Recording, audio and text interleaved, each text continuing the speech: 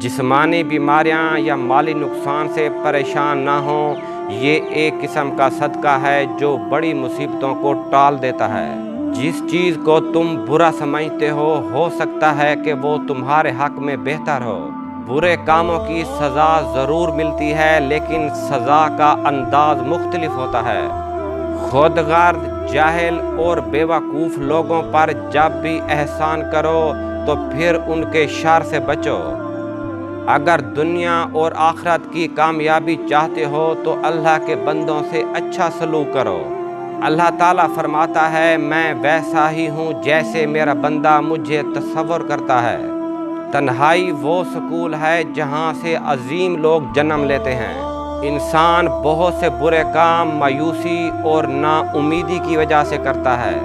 وہ شخص خسارے میں ہے جو اللہ سے کیے گئے وعدے کو پورا نہیں کرتا۔ اپنی بری عادتوں اور برائیوں کو جلد از جلد سدھارنے کی کوشش کریں، کیونکہ دیر کرنے سے عادت پختہ ہو جاتی ہے۔